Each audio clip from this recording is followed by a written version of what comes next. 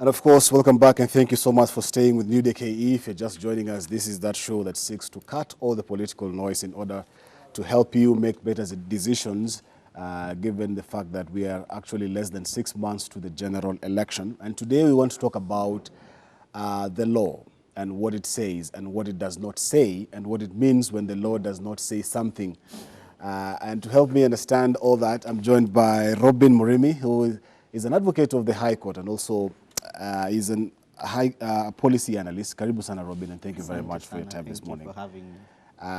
I want us to make this conversation as easy as possible. Yes. So that at the end of the day, our clients who are our viewers will get to understand, and in order for them to make informed decisions going forward.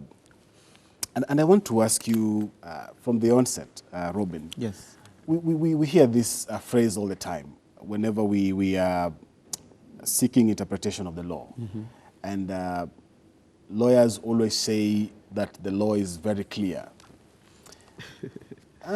Is the law very clear, as it were?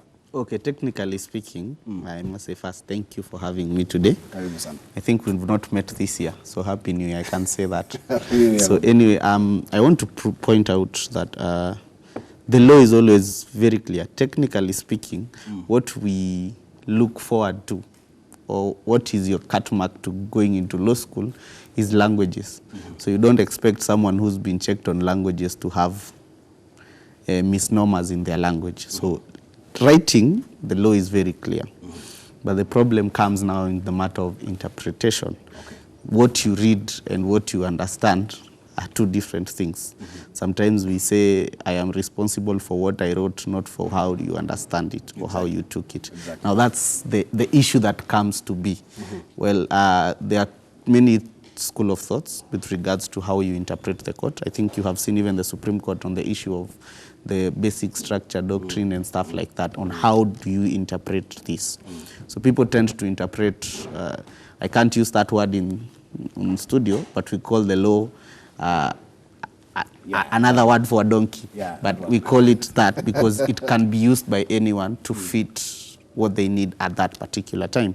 So when it comes to interpretation, you will interpret it how you want it to serve you, and I will interpret it how I want it to serve me. Okay. So that imbalance comes to make sure that what we go to court to argue about is which one is right. And in most circumstances, the court will always look at something we call the legislative intent. Like this law, a law is supposed to cure a certain problem, a public problem. So what was this law intended at curing? If you have a law to say, let's say, cabinet secretaries should not be MP, what were we trying to cure? We were trying to cure the fact that we have a duplication of roles from parliament to the executive and to maintain their independence. So when the court is put to task to interpret that, it will say that any action that tries to form the cabinet from parliament then is unconstitutional, because now it goes away with the independence of the parliament and the executive. All right, very well said. Yes. The reason why we are having this conversation today is because we are in a highly political season in our country, and everybody seems to be interpreting the law to what best suits them. And we're trying to zero in into three main aspects this morning, Robin, and one of them is about, we're having this debate about second-term governors. We know the Constitution put a term limit for them. You cannot extend after 2 terms. And very many of them say they want to vie as Member of Parliament or as Senate. Now, we have a lawyer in Mombasa, Madam Chilago. She plans to move to court in a bid to stop that. I want us to hear her argument, and then you will comment about it. Let's get that clip, Joseph.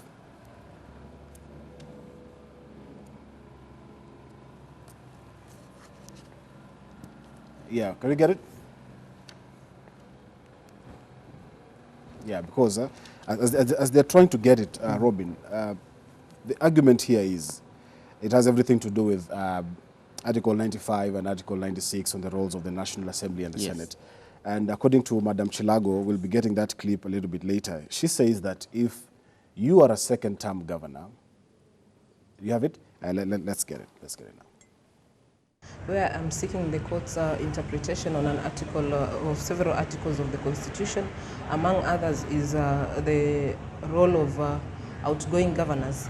Governors who have been previously serving in their respective counties, and now their term limit has come to an end, given that the Constitution has set a 2-term limit for governors. And we have had several governors, outgoing governors, who have expressed interest in vying for the Senate, as well as members of National Assembly.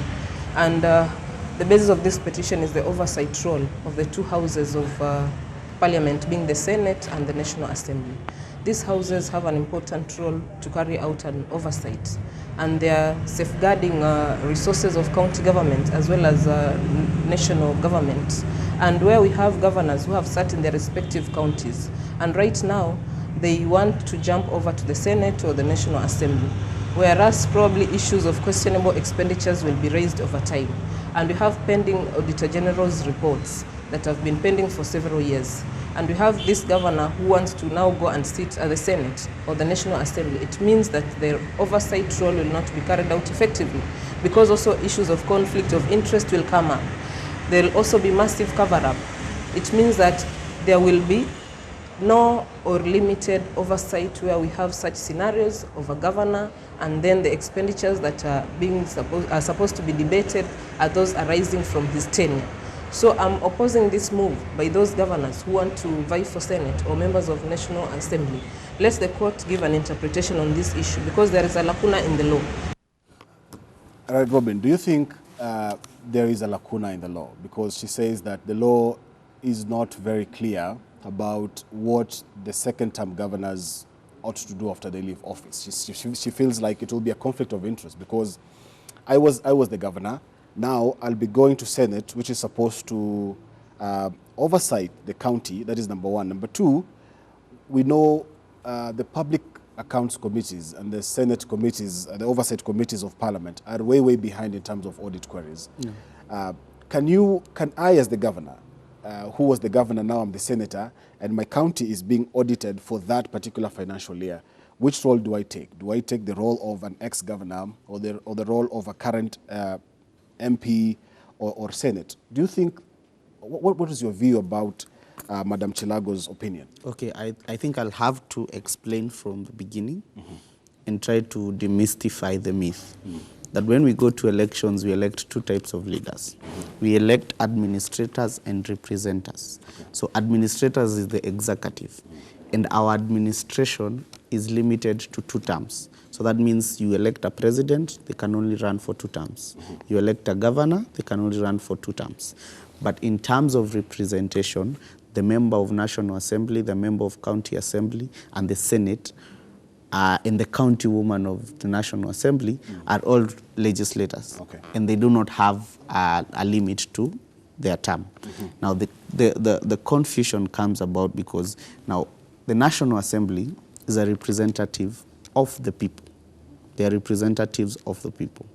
The Senate are representatives of the county and its government. Okay. So what essentially the Senate does is represent their counties and the interests of their counties. If you looked at what we were fighting before on this BBI bill and all that, one of the things that we were really opposing was the voting by delegation, which means that Nairobi has 1 vote in Senate, despite the fact that Senator Sakaja is the elected member. Senator Omanga is a Nairobi representative, but are nominated. But when they have to vote, they vote by the delegation of Nairobi. And so most of the time, if the 2 are not on the same side, then the elected member will always have their way.